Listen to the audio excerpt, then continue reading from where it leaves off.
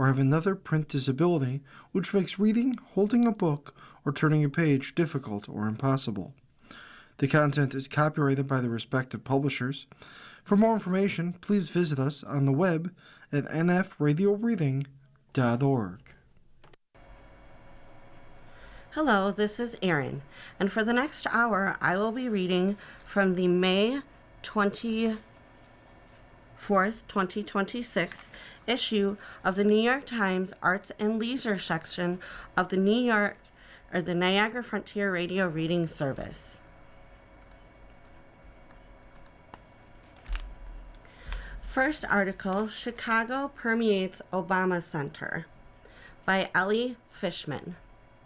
Inside the tower of the Obama Presidential Center on this city's south side, the artist Mark Bradford paused beneath broad, three-story tall windows, rummaging through a cardboard box. "I grew up in a beauty salon," Bradford said, as he pulled out tangles of rope, caulk, and torn strips of billboard.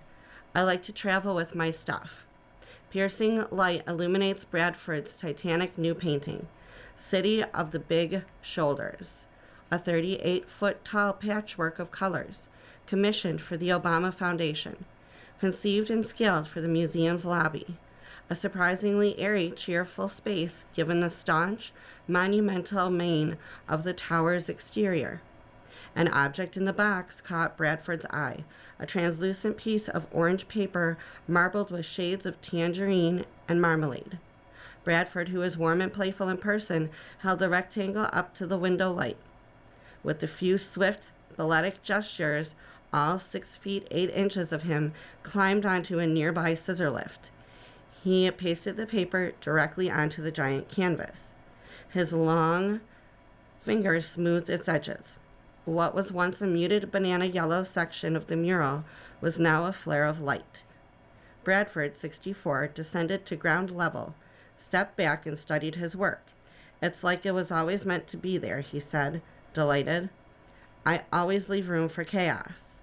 Bradford, one of the country's most celebrated contemporary painters, brings some controlled chaos to every canvas. Tension between disorder and structure animates City of Big Shoulders. The brief for the 2019 commission came with few parameters. The piece would need to sweep the tower that anchors the 19-acre site.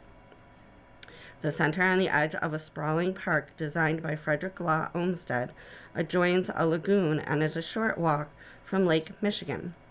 Bradford knew instinctively that his piece would be a map of Chicago.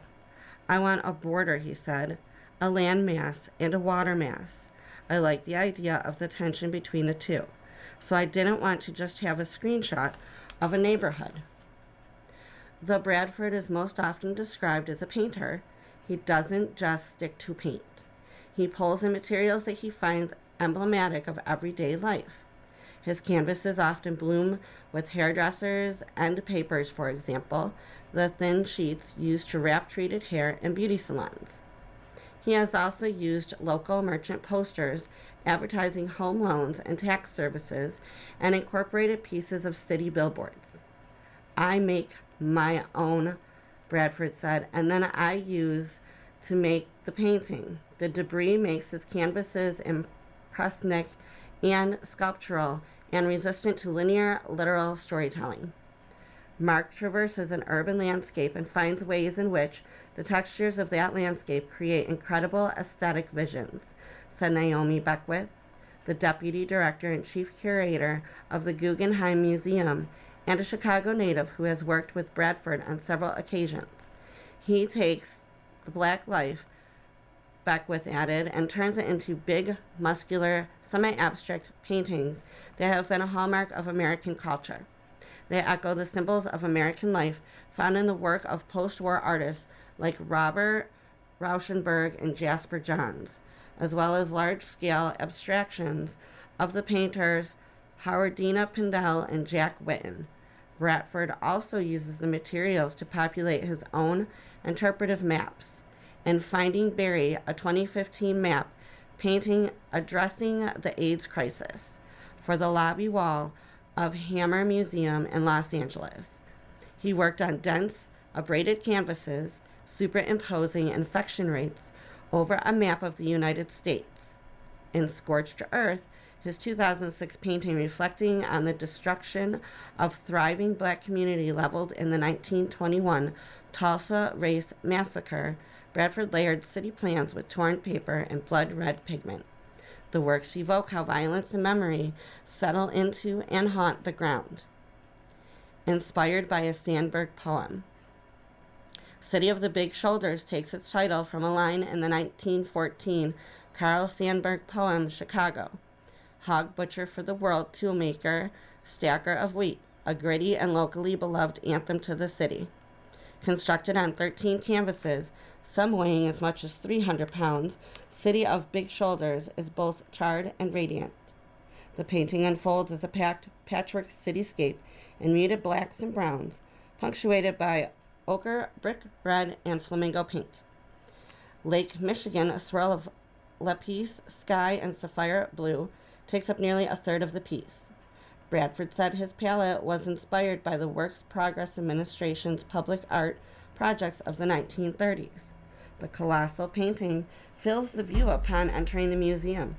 Bradford is one of 30 contemporary artists commissioned to create site-specific works that will be unveiled when the complex opens officially on June 19th.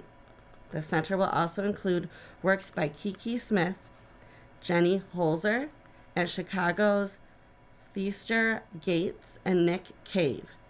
Julie Maratu's immense abstracted glass window installation embedded in the building's north side has been visible for months.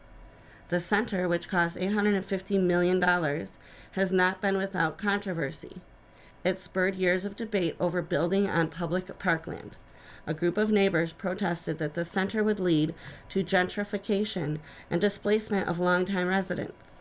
Development percolating near the center suggests that may be right. Critics have also pointed to the removal of hundreds of mature trees and the impact on the many bird species that inhabit and migrate through the nearby wetlands. The grounds will include 950 new tree plantings.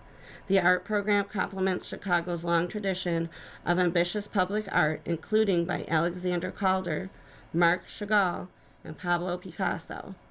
All but two of the Obama commissions will be visible to passers-by in non-ticketed areas of the campus. President Obama and former First Lady Michelle Obama believe that art really is a way to weave us all together and tell a significant part of the American story. Valerie Jarrett, the chief executive of the Obama Foundation, said in a video interview, "The art is not an afterthought. It is an essential ingredient in what makes the campus so special." Mapping migration and structural racism. For City of the Big Shoulders, Bradford drew from Chicago's history as a railway hub. He was particularly interested in the Illinois Central Railroad, which carried millions of Black Americans north during the Great Migration and reshaped the city culturally and politically in the 20th century. The artist has long been drawn to trains as a liminal space where you are not at home and you're not at your destination, he said. In his 20s, he rode trains across Europe after fleeing Los Angeles at the height of the AIDS epidemic. Those journeys allowed Bradford to imagine expansively and freely at a time when they felt increasingly out of reach as a queer Black man in the United States. On his canvas, those rail lines appear as strands of yellow veins. They cut through thick accumulations of material, sealant, twine, and shredded paper that Bradford piles, tears, and reworks. In places that they weave around fragments of old train timetables, which city names and travel distances etched from the surface. Bradford also wanted to underscore how maps have been used as instruments of control. That includes the redlining maps created in the 1930s by the Homeowners Loan Corporation, a government policy that graded neighborhoods for mortgage lending. Black communities were shaded in red and labeled hazardous.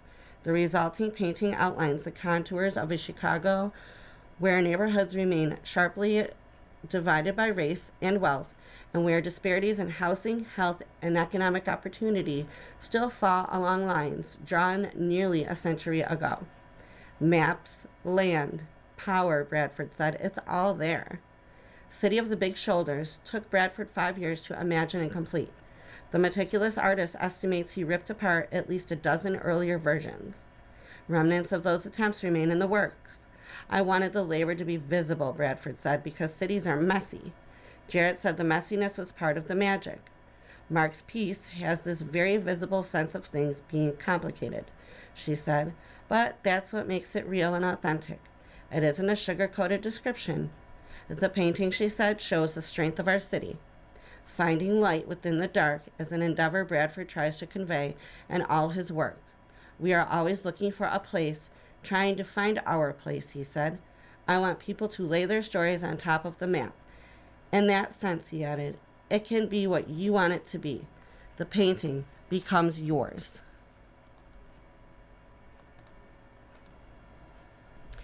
The next article is Sarah Sherman Learned How to Scream by Catherine Shattuck. Sarah Sherman lives to make you uncomfortable.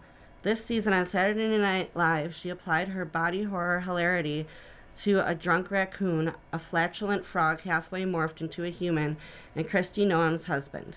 She cranked up the grotesqueries for her HBO Max special, Sarah Squirm, Live and in the Flesh, which debuted late last year. She no longer reads comments about SNL, but with her special, she needed to see what people thought. I talked about things that we can all relate to and understand, she said. And for some reason, because I'm a woman, people are like, it's another female comedian talking about her vagina. It's like, so? In a video called Sherman Talked About Lava Lamps and Icky Humor. These are edited excerpts. 1. Pine by Stora Skogen. I've self-identified as a stinky patchouli girl for my whole adulthood, but then my friend Spike recommended this perfume that's supposed to smell like a witch's cauldron, like licorice and root bark from a Swedish company. I ended up smelling this other perfume, Pine. It smells like you're walking through a coniferous forest, and there's pine and sap and bark. 2. My Killer Clowns from Outer Space hat. I saw Gary Busey on Instagram wearing the hat, and it was just the most fabulous thing I'd ever seen, and I immediately Googled the hat and bought it. I wear it basically every day, and I've never washed it. 3. Point Never. That's my friend, Dan Lapitan. He's made crazy electronic noise music for over a decade, and I went to all of his shows when I lived in Chicago. I owe him everything because the weird pedal board setup I have in my special, he's like, you need to get those pedals and I'll help you program them, because I was screaming too much and losing my voice. 4. My night guard. I'm a really uptight, stressed out person, and I clench my teeth. I started going to this TMJ specialist, Dr. Donald Tannenbaum, and he wrote this book called Doctor, Why Does My Face Still Ache? It's about relieving TMJ pain by meditating, chilling out, and stop being so clenched all the time. 5. Lava lamps. The vibes aren't right unless your lava lamp is on. Me and my writing partner, Dan Beulah, literally won't start writing unless the lava lamp in our office is on. People think it's tacky. I think it's the coolest, most amazing, fabulous thing in the world. 6. The Book of the New Sun by Gene Wolfe. It's shocking because you realize he's every sci-fi writer's favorite sci-fi writer. The reason I love this book so much is because it actually feels new in a way where nothing feels new. He's describing physical realities that are mind-bending. The materials in his world are different than the ones in our world. It's really transportative and pulpy and fun. 7. Talking to my friend Ruby on the phone. I have to talk to Ruby on the phone for 2 hours a day. If I'm walking anywhere, I call her. You're lucky if you're in New York and you hear me screaming on the phone, because you'll probably hear some good tea. 8. My zone. I have a little art studio with my friend Emily, and it's our zone to make crap. I'd been on SNL for 5 years and in New York for that long, and I didn't have a space to make a mess. So I hired my friend Athena, who's a really talented interior decorator. I was like, can you just make this look amazing? There's crazy funhouse mirrors, all my tour posters, and this big TV with a bunch of eyeballs on a pedestal with a chainsaw on top of it. 9. Vocal warm-ups with Melissa Cross. In my special, I do a lot of screamo screaming, and I was losing my voice a lot because I didn't know how to use it. Melissa Cross is a famous screamo coach. She taught all of these famous screamo singing metal guys how to scream without hurting themselves. She just allowed me to have a relationship with my voice that's really empowering. Last, 10, Brianna Miller. She does a lot of my tour posters. I would have drawn something on a hotel notepad when I had no time. And she just gets it. She makes it perfect. No notes. It has a sense of humor, and it's icky. You are listening to a reading of articles and features from the New York Times Arts and Leisure section of the Niagara Frontier Radio Reading Service. A Ballerina's Joyful Goodbye by Gia Corliss. Megan Fairchild made her decision to retire from New York City Ballet 3 years ago.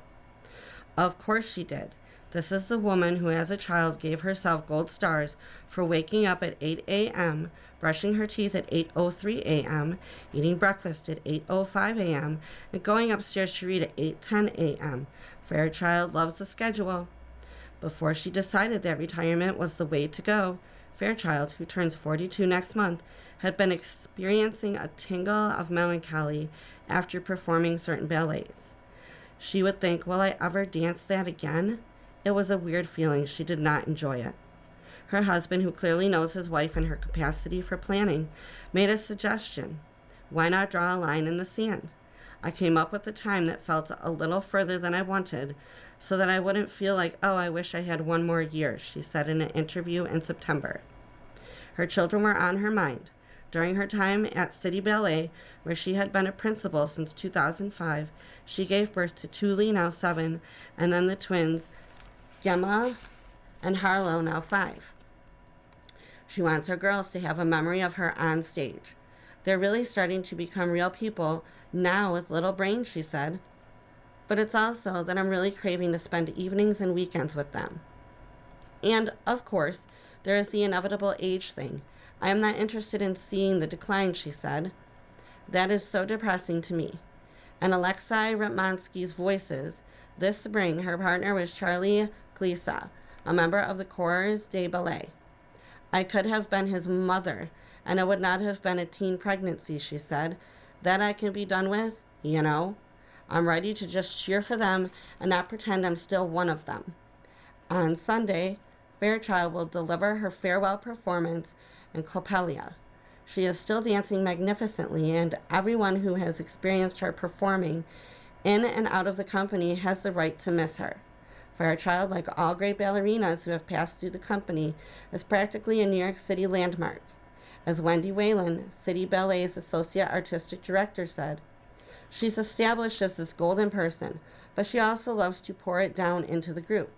So she's fueling just the whole institution. I mean, every department loves her, everybody. A little piece of ourselves will go with her because we love her. She has maintained and elevated the breadth of her dancing for years, even as she earned a degree in math and economics from Fordham University and an MBA from the Stern School of Business at New York University. She teaches at the company-affiliated School of American Ballet. She interned for City Ballet's Development Department. She worked with the Education Department to bring fresh ideas to the company's Family Saturday series. She wrote a book. Her time management skills are bananas, said Robbie Fairchild, her brother and a former City Ballet principal who has gone on to musical theater. He was struck by how all her non-dance experiences, especially motherhood, opened up her artistry. He said, she always could do the steps, but this is dancing. In several interviews from fall season to the days before her farewell performance, it was clear that Fairchild couldn't be more happy with her decision. And stopping with Coppelia makes sense. As Swanilda, Fairchild plays a feisty, fun, whip-smart young woman. At 19, she learned the part as a backup. She ended up dancing 4 shows. 2 were on the same day. She cried.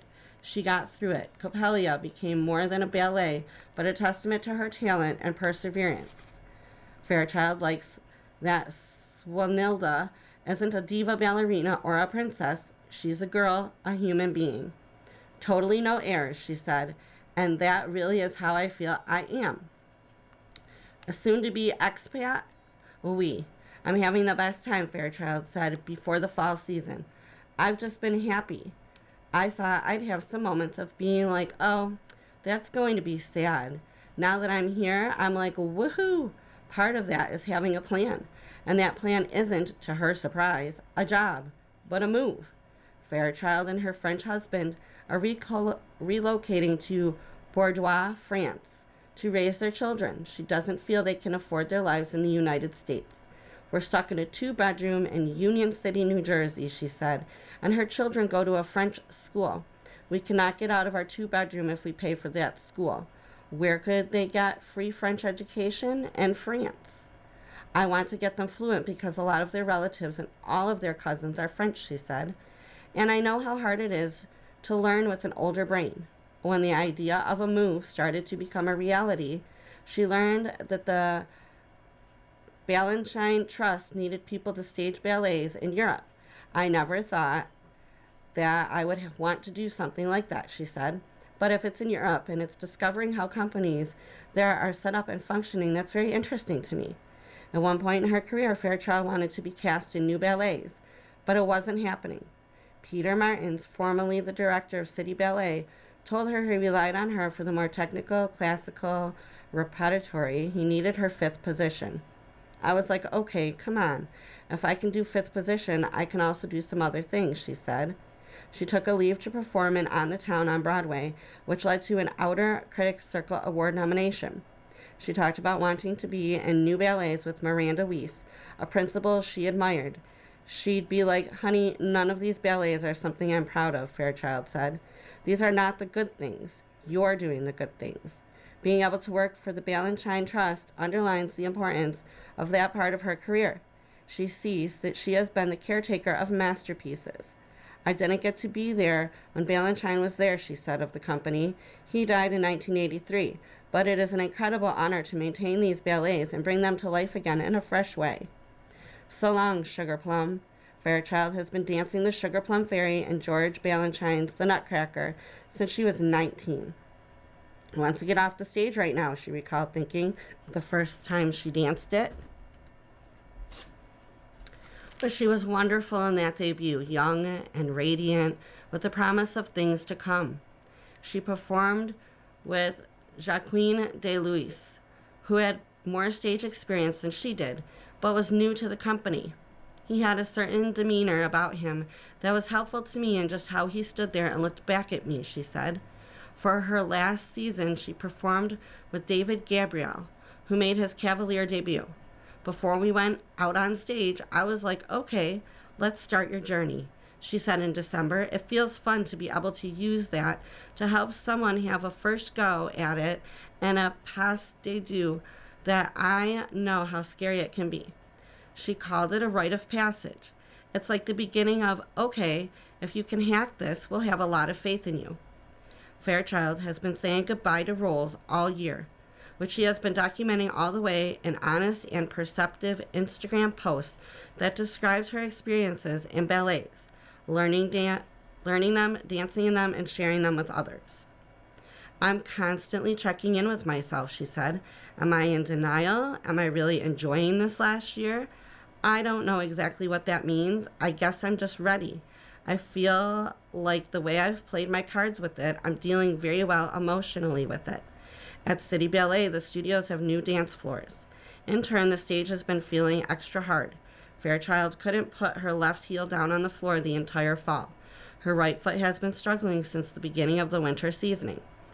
I've done a lot in the last year, and I've done it in this way that's like last chance, go for it, she said, before the spring season. And so certain things, maybe I wouldn't have done it so intensely. My body is paying for it. It's paying. Her main focus going into spring, her last season, was just that, her body, making sure it was feeling strong and healthy, dancing smart. The final countdown. Fairchild is not the sentimental type, Personally, there's more to me as a human being than just this, she said. So I'm not like aching inside about this.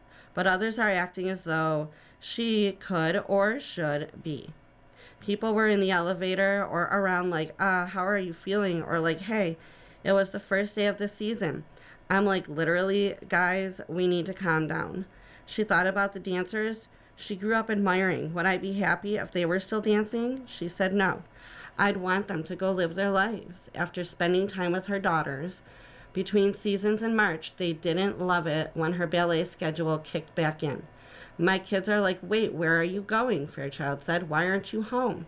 She assured them that this was the last season. Tully's like, I cannot wait for the end of May. I cannot wait until you retire. I'm like, great. You can come out on stage and cheer because you're so glad that I'm done with it. She's like so over it. And she loves it. She's into it. But she wants her mom. And after her final Coppelia performances, she said, I'm getting my hair chopped on Tuesday. We are going to Disney World on Wednesday with my mom and my dad and my whole family. This is how I want to celebrate. Fairchild is choosing to celebrate her final days. All of her children will be at her last bow. I'm excited for them to see what it looks like with everyone out there, Fairchild said. They haven't felt that feeling. They might be really shy, but at least they'll get to be out there. The other night at home, after she performed Divertimento number 15, Tully, her oldest, decided to give Fairchild a French lesson. She was like, okay, the sound oui. What words have that sound? She was playing teacher and drinking from the water bottle as I was sitting there drinking my glass of wine. She's never bored when she hangs out with her girls. I don't like to be alone, and I'm very much not alone, she said. So to not be at work is fine. Her ship has sailed, and that's more than fine. I feel like I'm at the exact age I want to be leaving, she said. I have an immense amount of peace about this whole thing. I'm not having nightmares. I'm like completely just excited. Excited to retire, excited to experience the retirement, excited for the next steps, excited about who I will be all of this experience and what I'll do in the world with that, you know? So I'm having fun. The next article, so many references inside one musical by Alexis Solowski. Cinco Paul grew up on musicals. His mother, a piano teacher, played cast recordings often and taught him many of the songs. As a boy, Paul would imagine himself as a knight in Camelot, a guy in Guys and Dolls. He knew South Pacific and My Fair Lady by heart. He watched the movie versions of The Sound of Music and Singing in the Rain. When theater companies local to Phoenix, where he grew up, put on shows like Once Upon a Mattress or Carousel, he saw those too, tearing up at songs like You'll Never Walk Alone. As an adult, Paul became a successful screenwriter of family films, Despicable Me and The Secret Life of Pets, but he never entirely left ballads and patter songs behind. In his 30s, he had an idea for a show loosely inspired by the 1947 Chestnut Brigadoon, about two outsiders who stumble onto a remote village where everyone behaves as if they are in a musical. He put it aside only to pick it up again 2 decades later for what became Schmigadoon, the 2021 Apple TV series about a pair of burned-out doctors, Melissa and Josh, trapped in a town where a reprise is never far away. With the help of the occasional dream ballet, even Josh, the more cynical of the couple, learns to love and trust and sing. That show, which ran for 2 seasons, has since been reimagined as a Broadway musical. Elizabeth Vincentelli described it in the New York Times as affectionate without being misty-eyed, sharp without being sanctimonious. When it came to writing songs for the show and musical, Paul rarely walked alone. Every number is a homage to at least one classic musical, and often 2 or 3. Here, the hills are alive with the sound of pastiche, the plains and the valleys too. Still, Paul, 61, insists that even the Joshes of the audience, who can't tell a Surrey with the fringe on top from a hole in the ground, will enjoy the story. The comedy is pretty universal, but there's a whole extra level for those of us who realize that Oscar Hammerstein wrote Steal It or Take It and they're the exact same thing. The show draws from more than a dozen musicals, all the ones that Paul loved as a child, along with The King and I, Funny Girl, The Pajama Game, Damn Yankees, How to Succeed in Business Without Really Trying, and then right at the end, shows of the 1970s and 80s like Pippin, Godspell, and Sunday in the Park with George. These tributes resonated with Tony Award nominees, who put the show in contention for 12 awards, the most tied with The Lost Boys of any musical this season. There's a skill to pastiche, Paul, who was shocked and thrilled by this bounty, said, "I feel like in some ways I was being honored for honoring the greats." On a recent afternoon, Paul discussed 4 musicals he borrowed from or stole or took from to make Schmigadoon sing happy. The Music Man, a story of a con man redeemed by love, this 1957 Meredith Willson musical gave Schmigadoon its setting, because to me the classic American small-town musical is Music Man, Paul said. Emma Tate, a schoolteacher Josh falls for, is explicitly modeled on the musical's Marion, her lisping brother. Is he really her brother? Also has an analog. Paul borrowed the show's mayor character and remade the mayor's judgy wife into Mildred, the Schmigadoon villain. Mildred sings Tribulation, a riff of the Patter song, Ya Got Trouble. That tribulation is a synonym for trouble, not the most subtle, Paul said. From Shipoopi, a famous nonsense song of the Music Man, Paul took inspiration for Corn Puddin'. These songs that don't add anything to the plot or the characters, but are just a fun time, Paul said. Oklahoma. This 1943 musical by Richard Rodgers and Oscar Hammerstein gives Schmigadoon a couple of set pieces. Several characters, an ugly fear of outsiders. Schmigadoon repurposes the box social from Oklahoma as picnic basket auction and provides a riff on Agnes DeMille's famous Dream Ballet, though this one involves a vending machine. Betsy, the farmer's daughter with a crush on Josh, is a riff on the flirty Ado Annie. Her song, I'm Not the Kind of Gal, echoes I Can't Say No, and of Danny, the Carney Melissa has a fling with, is an amalgam of both the cowboy Curly from Oklahoma and the reprobate Billy from Carousel.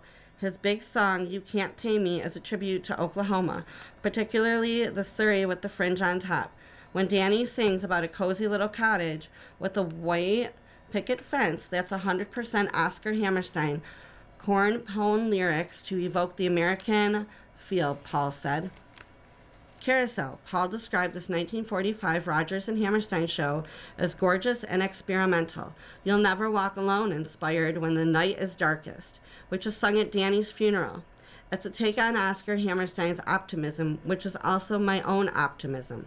You could call it toxic optimism, sometimes toxic positivity, Paul said. Of course, Carousel isn't all positivity. Billy beats his wife, which inspired a few lines in the song Lover's Spat. When the men sing in an offhand way about giving their girl a smack, Melissa sings, Oh, oh, no, that's not okay, unless it's consensual. And is there a touch of a real nice clam bake and corn pudding? You bet. The Sound of Music, this 1959 Rodgers and Hammerstein show, has wormed its way into the heart of every person, Paul said.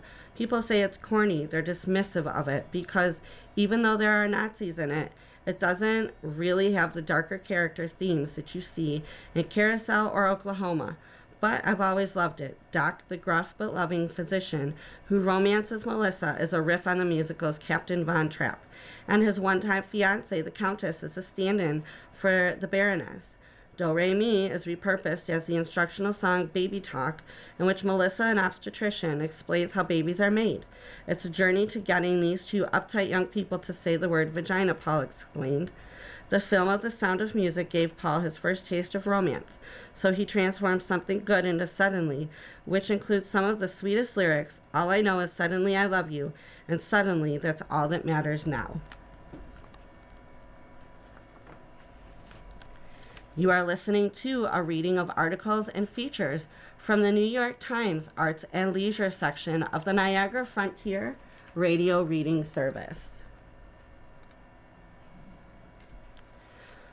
Life with Volume Turned Up to Be Painful by Joyce Cohen. A few days after my noise injury, I usually call it acoustic trauma or a head injury if I want a phrase that people can understand, or a traumatic brain injury if I really need to drive the point home. I opened my apartment's metal mailbox with its metal key. There was a faint squeak. I'd been opening the same mailbox with the same key for years. I'd never before heard a squeak. I also felt the squeak. It was like a needle piercing my eardrum.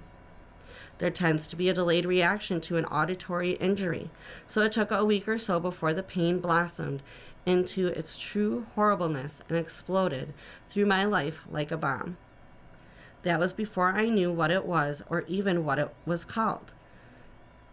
The otorhinologist diagnosed hyperacusis and said, "We have nothing to offer you."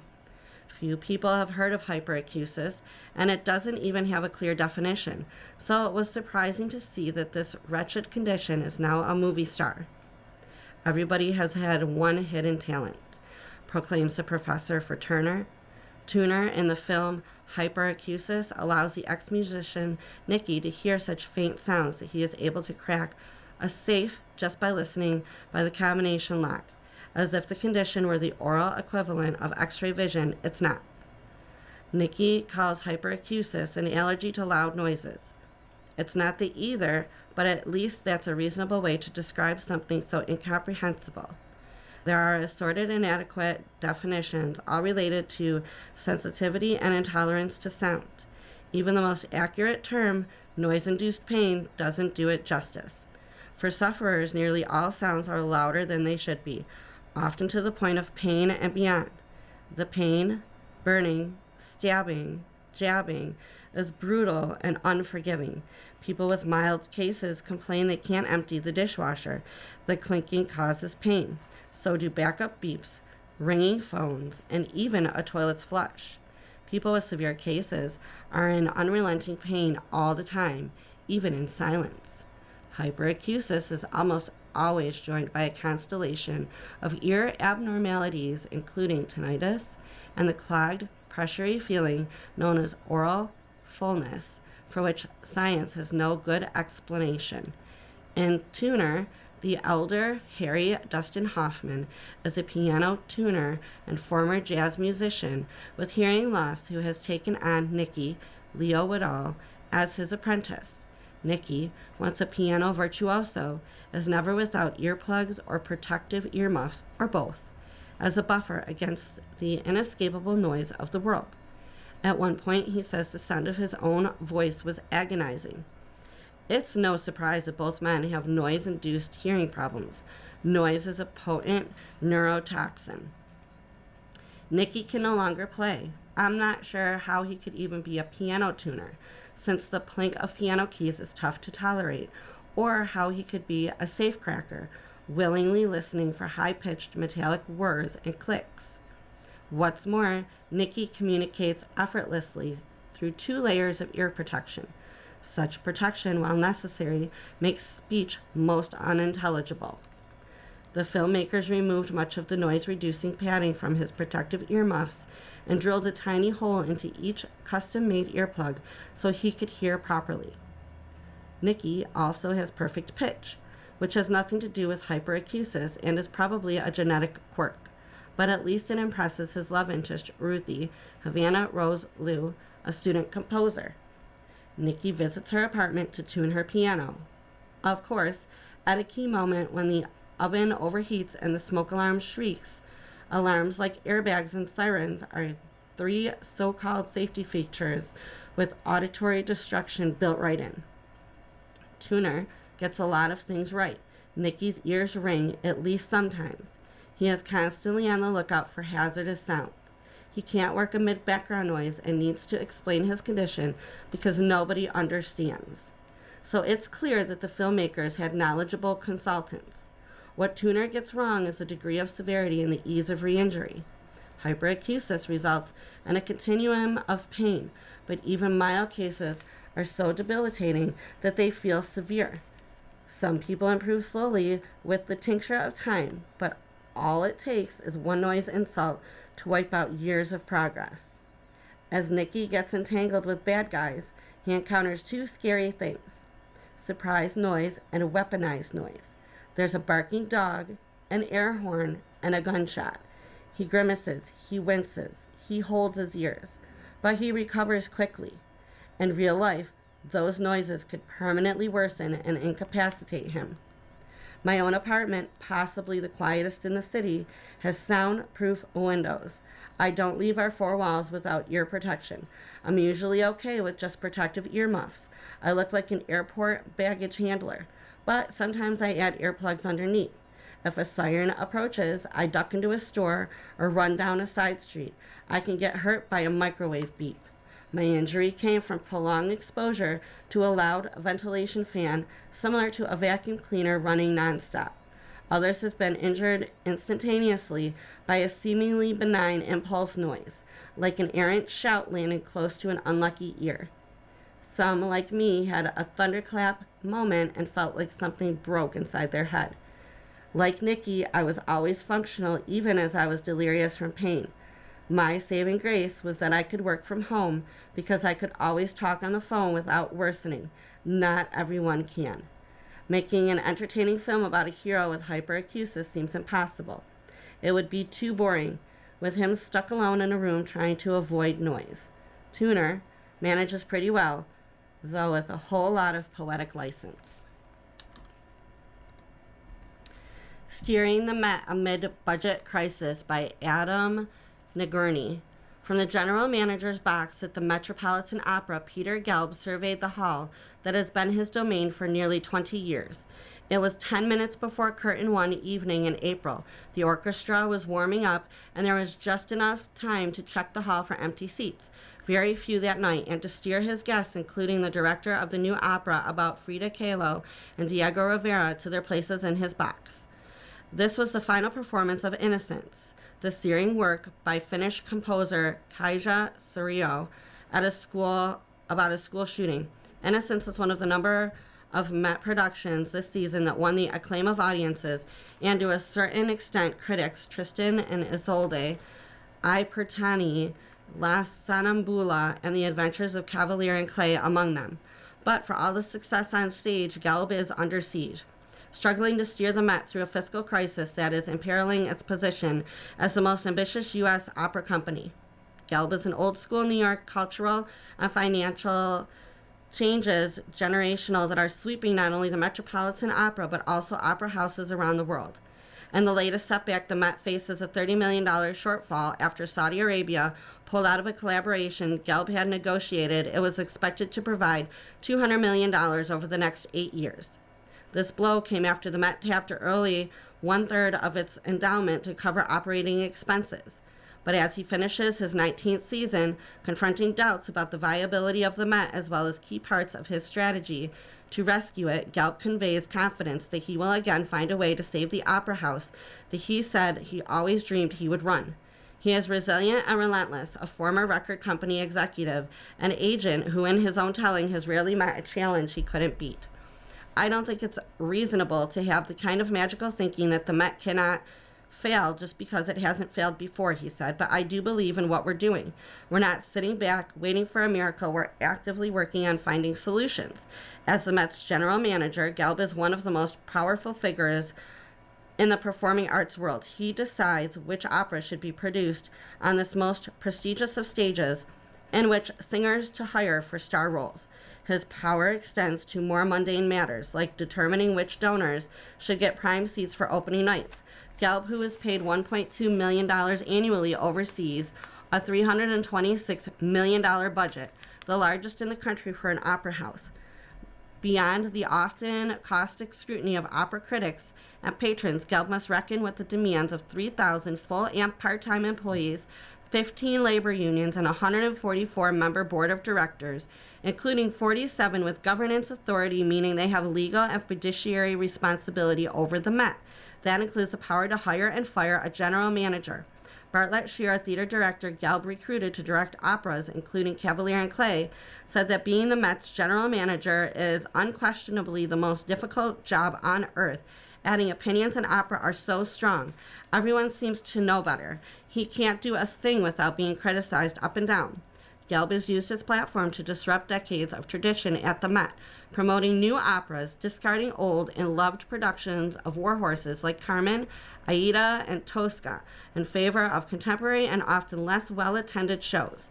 He has hired Broadway directors. He is known for spending lavishly on prestige productions. Tristan cost about $3.5 million to produce, though it went on to play 8 sold-out performances. His campaign to change the Met has not always been well received. His now retired production of Wagner's Ring, which replaced a long-admired Met production by Otto Schenk, cost $16 million to produce and was described by Alex Ross, the classic music critic for The New Yorker, as the most witless and wasteful production in modern operatic history.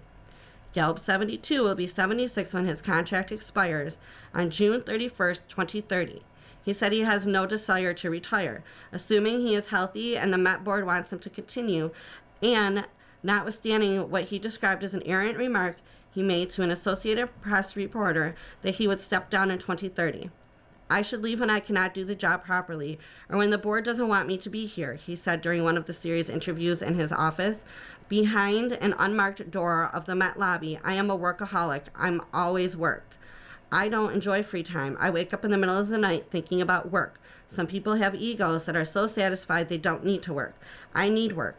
My life would be empty without work. Much of that middle of the night worrying is the result of the perils of Pauline financial crisis at the Met under Gelb, as well as the response in some quarters to his unorthodox ideas for addressing them.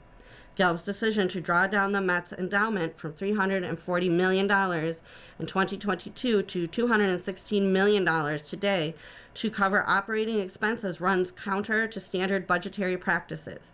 He entered a long negotiation to collaborate with Saudi Arabia, a country with a history of human rights abuses, and expressed confidence the deal would come through almost up until the moment it collapsed. There was no choice, he said, of both efforts. Some board members want the Met, which has a $62 million line of credit coming due in February, to file for bankruptcy protection, an idea that Gelb has rejected, calling it a last resort. And Gelb confronts a daily barrage of complaints from opera fans who have strong views on everything from set design to the choice of tenor or director. Gelb is a total failure who must resign now, read a typical reader comment on New York Times review of Tristan. That new production of Frida y Diego opera, which opened in May 14th, joyless and confused, the critic Joshua Barone wrote in the Times, even as he praised the composer Gabriella Lena Frank's remarkably accomplished first opera. But senior members of the board of directors in interviews applauded the Gelb's efforts to reinvent the company for a new generation and to deal with the financial problems.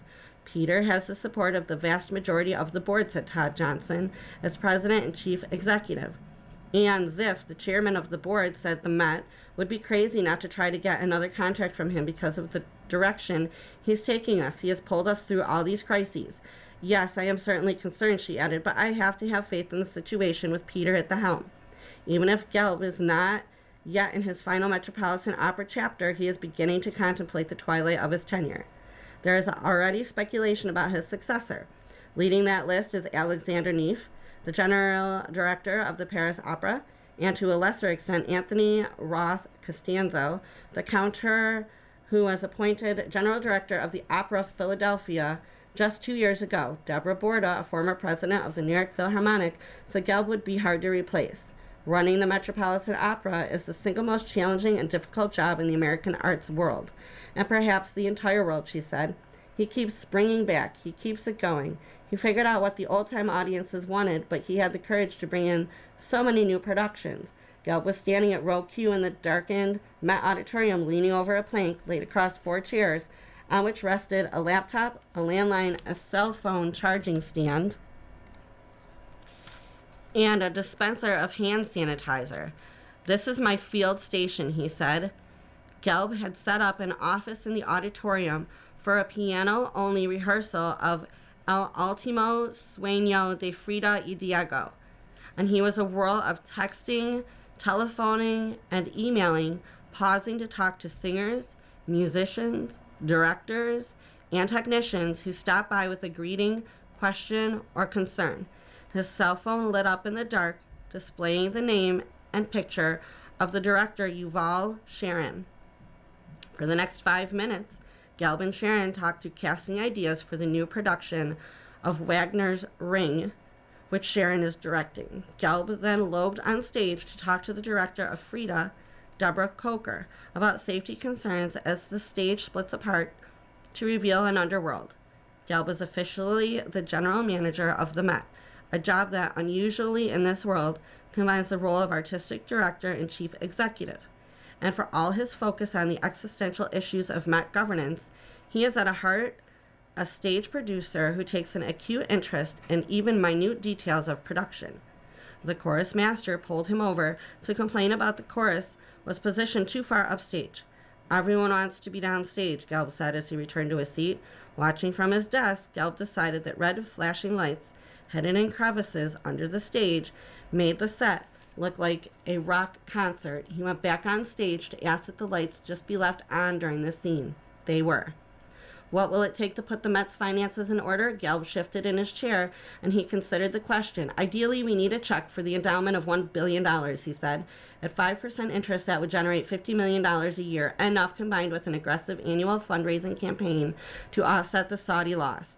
But finding such a donor has only grown more difficult. The argument Gelb uses in fundraising that a vibrant arts scene is critical to a flourishing civilization, is competing for requests for donations for social justice causes and fighting the perception that opera is out of touch and a playground for the elite. The financial challenges of the house, it's never going to be easy, said Yannick Nézet-Séguin, the Mets music director, a Gelb recruit who has been a partner with him in programming operas and hiring singers and directors. It's a huge opera house, the biggest in the world. And in a certain shape and form, everyone is struggling. The Mets' financial struggles date to the Great Depression and have ebbed and flowed over the decades. Gelb arrived just before the 2008 recession, which hit the company hard, and the financial problems have grown significantly worse since the coronavirus pandemic. Earned income, ticket sales, and the money from broadcasting live opera performances to movie theaters made up 50% of the opera's operating budget before the pandemic, but has fallen to 33%. Donations make up the rest. Attendance has begun climbing back. Productions like Tristan and Cavalier and Clay sold out multiple performances, but the broadcasts, a bright hallmark of Gelb's tenure, have collapsed. We used to get $18 million a year from the theaters, Ziff said. Audiences stopped showing up at movie theaters for an afternoon of opera, and revenues from those performances now cover only the cost of productions. Gelb has responded with a barrage of ideas, searching for another country to replace Saudi Arabia and a lucrative international collaboration, selling naming rights to the Opera House, auctioning the 2 Chagall murals that hang in the Grand Tier, valued at $55 million by Sotheby's, on the condition that the buyer leave them in place. I am trying to be as entrepreneurial as possible, he said. That's my upbringing and my pedigree. By his own account, Gelb had stumbled over the years, such as when he replaced a Franco Zeffirelli production of Puccini's Tosca with a grim version directed by Luc Bondy. That was a mistake, he said. That production probably should have never happened. The Met replaced Bondy's with a David McVicker production more in the Zeffirelli tradition. But over these past 20 years, Gelb has helped to transform the Met from what appears on stage to who sits in its seats. Sharon and Gelb had brought contemporary opera up front and center in a way that has been a real response to this moment, and pointed to Tristan. He directed after a 5-year courtship by Gelb with the soprano Lisa Davidson singing Isolde this year. He could easily have taken the safe route, said Sharon, but known as one of the most innovative directors in opera, he really didn't. By the end of next season, the Met will have shown 122 new and established productions since Gelb became general manager. That includes 42 new to the Met stage, 8 of which were commissioned by the Met. The average age for the single-ticket buyers, who make up 80% of the box office revenue, has dropped to 44 years from 65 over the course of his tenure.